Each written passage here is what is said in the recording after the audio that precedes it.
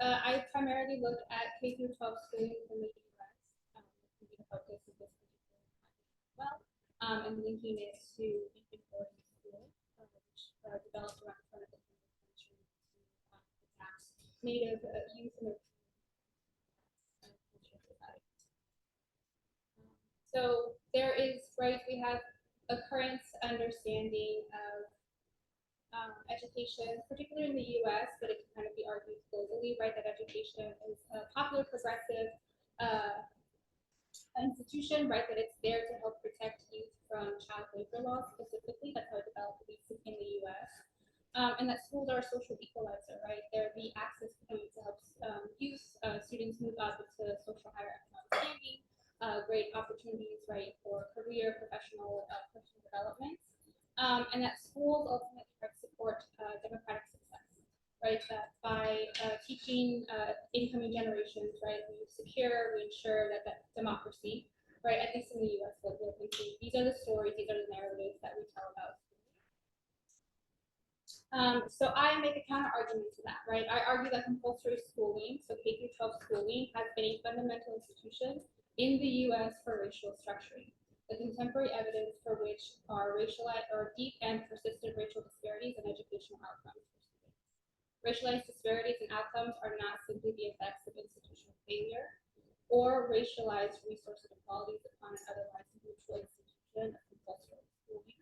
Rather, compulsory schooling must itself be understood as a race-making endeavor that produces necessary and expected racial disparities in outcomes. And so I argue that it's necessary and expected in order to maintain the racial structures of the U.S. society. So briefly, I'm going to provide two literacy reviews. The first one will be for Marxist and education, because they're the two most common ones when thinking about education frameworks in the U.S. Right, so Marxist critiques of schooling posit that schooling in the U.S. developed to maintain class distinctions among the population. Support to institutionalized schooling at the turn of the 20th century was really driven by business elites, industrialists who really needed a workforce to accept their socialized position as subservience and as a disposable workforce. Knowledge in these schools were limited to that particular industrial economy, and they were always taught within the context of religious or class ideology, right, to kind of ensure that population would not question their working status position within that environment. So they argue, right, that compulsory schooling was designed to discipline new generations into the established class structure, training youth into bodily habits and literacies of industrial and then in today's context, information-based. So in this framework, disparities in educational outcomes are attributed to an unequal distribution of resources, such as access to education, quality teachers, infrastructure, curriculum development, all the extra, right, all these things. The solution that they pose is to redistribute educational resources equally so that schools can foster critical thinking and restore, so that youth, right, can restore control over their labor and thus control over access to how their life develops, right, if they can kind of restore that. Thus doing away with class disparities in educational outcomes. However, right, one of the bigger critiques of Marxist frameworks is that it does little to address the persistence of racial disparities, right? They address economic disparities in outcomes, but they don't really address racial. They imagine that by addressing the class disparities, that, right, somehow down the line that will get rid of the racial disparities as well, as long as we redistribute resources.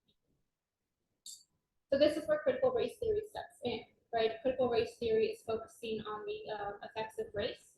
Right, so they argue that race is both a social construct and an embodied experience. Right, so some of the highlights of CRT has been that it impacts, it highlights the impacts of race within the school system, particularly on Black and brown youth. So rates of discipline, right, they have illustrated that suspension, expulsion, push out, and the school to prison pipeline. So if we don't know what that is, it's a system, it's a it's a theory, right, supported by data that shows how under-resourced schools help to funnel Black and brown males specifically into the prison system, into the incarceration system in the U.S.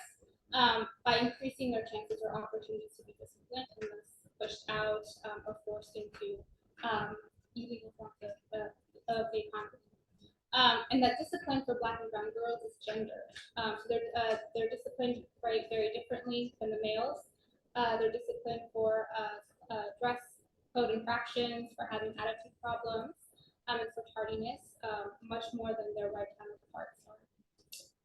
So effects of race are further exacerbated when linked to low socioeconomic. Again, this social economic standing within CRT is the same type of class that Marx's framework is discussing. That's a different distinction. But again, here the solutions posed are similar to the solutions posed by but they're monetary, right? So again, they argue that equal redistribution of resources, access to education, quality teachers, infrastructure, curriculum would diminish these educational outcomes within the U.S. population. So even though both frameworks have highly criticized compulsory schooling within the U.S., they both still argue to maintain it, right? Or that's the trajectory of both of the literacies, that we need to, the argument, right, is that we need to put in more money to align with democratic aspirations and promises of an equitable education. So I make the distinction, right, that it's not a question of restoring democratic ideals simply because compulsory schooling was never meant to be democratic. Right, this is where I now pivot to look at the historical origins of compulsory schooling in the U.S., and that is Indian boarding schools. Right, so thinking about when institutionalized schooling was developed, it's only about 100 years old. It's a relatively new technology that we have in our society.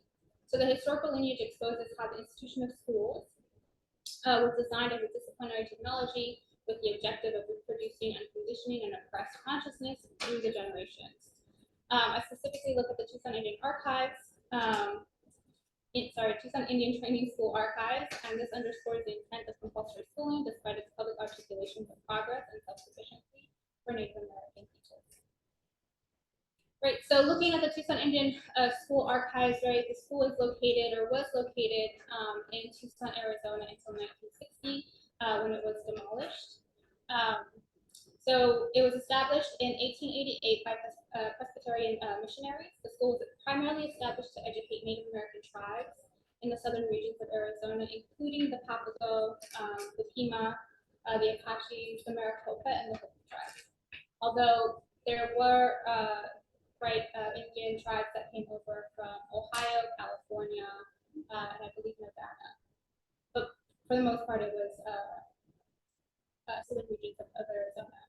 In 1909, the school site sat on 160 acres of land. It had a single-story building that served as an administrative building with a chapel and music room. There was also a separate dormitory for boys and girls, a work shed, an oven, bakery, a laundry building, and a sewing room. So the photo that was at the very beginning, that was from an insurance map, and that was the site of the school. So looking at Indian boarding schools, were funded by U.S. governments or religious organizations, were designed and funded to help Native Americans establish and be self-sufficient in American society. This is the purpose of having these schools. Yet the narrative, the archive, does not actually reflect this goal. So in 1934, the Tucson Indian Training School reported that it had reached 14,000 pupils, indigenous youth, since its inception in 1888. Yet only 73 students had graduated from this time at a rate of 5.2, well into its established years, the graduation rate does not support, even in a monetary sense, such as receiving a diploma, the notion that IBS were beneficial to indigenous youth, In other words, this begs the question to think about. So if the graduation rate was so low, what were indigenous youth of the Tucson community? What were they matriculated into? What was the purpose of continuing this institution if the graduation rate of this institution was so low?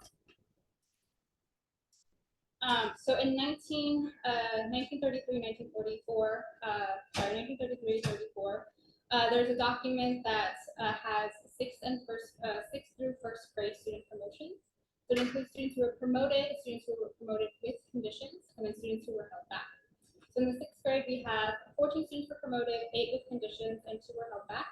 So over 41% of that class was struggling or outright failed. Fifth grade promotions, we have 15 students were promoted, 13 with conditions, and 5 were held back. With a total of over 54% of the class have struggled. The lower grades seem to have done a little bit better, right? So we have the fourth grade, all of the 14 students that were promoted with no conditions. Third grade, 10 students were promoted, 1 with conditions, and 1 was held back, with a success rate of 84%. And then in second grade, we have 8 were promoted and 1 student.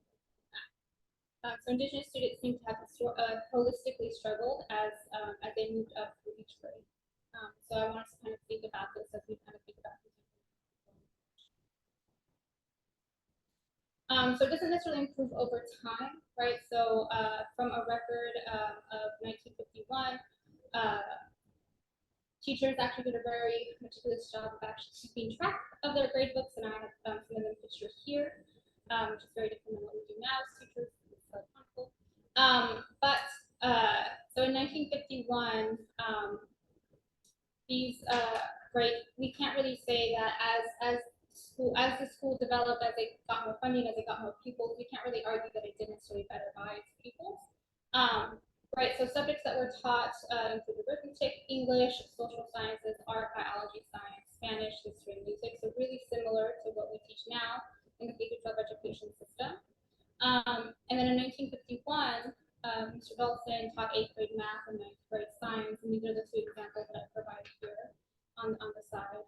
So in his 8th grade math class, he had a total of 24 students. 1 student had an A, 3 students had a B, 2 students had a B minus, 3 had a C plus, 9 had a C, 1 had a C minus, 2 had a D, and then 3 had Fs. So if we look at C's, right, as C's as the letter that illustrates that students are approximating standards, right, that they are meeting the bare necessities, right, that they're not mastering necessarily, but they semi-comprehend. So if we take all the students with C or lower, that's 15 students, which means over 57% of the students were either struggling to comprehend the material or outright failed the class altogether. His 9th grade science class necessarily didn't do any better. So out of 19 out of 29 students had a C or lower. 65% of the students struggled in the classroom. So this is really interesting to think about, given that students lived at the school, right? So thinking about why wasn't more support provided for them if they in and out their educational environment.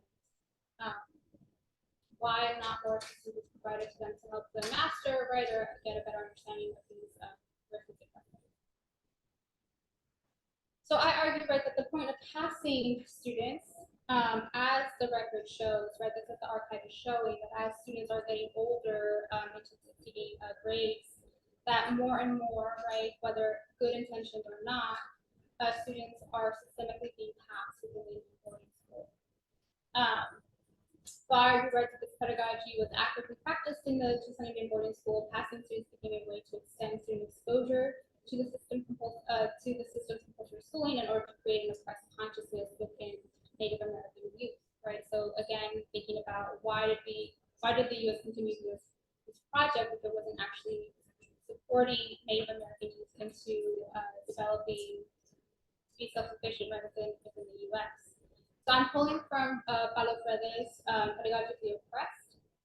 So he argues, right, that the oppressed suffer from a duality which has established itself in the innermost being. They discover that without freedom they cannot exist authentically. They are one and the same time themselves and the oppressor whose consciousness they have internalized. The conflict lies in the choice between being wholly themselves or being divided between it, ejecting the oppressor or within or not ejecting them. This is the tragic dilemma of the oppressed, which their education must take into account.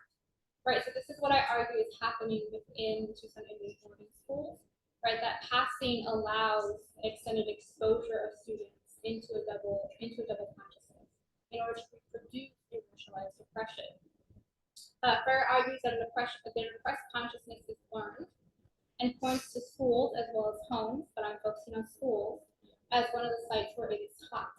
Pedagogy of the oppressor is a learned consciousness that works to create a split consciousness within students. Students not only learn the behaviors and values of this consciousness, but take it on as their own, while simultaneously learning to fear, despise, distrust anything that doesn't align with the oppressor's values. And for Native youth specifically, but Black and Brown youth today, that means that they are taught to distrust themselves. Various articulations, the oppressor's pedagogy, and the Archives of 270 Training School illustrate how an oppressed consciousness is continuously reproduced and normalized within compulsory in the U.S. So passing is not simply a form of pedagogical cruelty, but a violence that normalizes slow death as a common fact of life for these particular groups. In order to succeed in school, students have to master or mimic pedagogy of the oppressor, which is informed by Western modernity and racialized as white. In this way, passing students is a pedagogical violence that works to racialize bodies within schools. It maintains the expectation that Black, Brown, and Indigenous youth are more likely to have a harder time and fail. The expected failure is tied right to their overall life chances, complicating their economic, social, and needs. This framework helps to clarify that race does not simply impact one's schooling experiences, which is what CRT argues, but rather that schooling is a race-making institution in and of itself that normalizes the slow death of these populations. Development of this educational discourse that places blame on the individual is then generalized as community failure, reinscribing failure as the expected outcome of individuals and communities within society as a whole. This discourse of failure is then normalized and manifests as premature death as a common and expected outcome of the individual and community within society. The normalization of premature death throughout the educational discourse obscures how failure is a desired structural outcome of schooling because compulsory schooling is born out of Indian boarding schools. It is not a process of miseducation, it is a process of reproducing an oppressed consciousness directed at normalizing slow and premature death of Indigenous students specifically, and Black and Brown youth in general. I argue that this is the function of schools. This is why racial, social, and economic disparities continue to persist within the U.S. education system despite legal court cases, despite policy changes, despite the increased amount of funding, right, regardless of all these changes that we've done within the past 50 to 60 years, these racial disparities continue to persist and build over time. So education and schools have become synonymous. I argue, right, that this is a dangerous correlation. And I challenge us as educators to move away from this frame.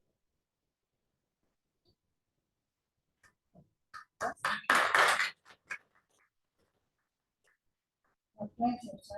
Questions or comments?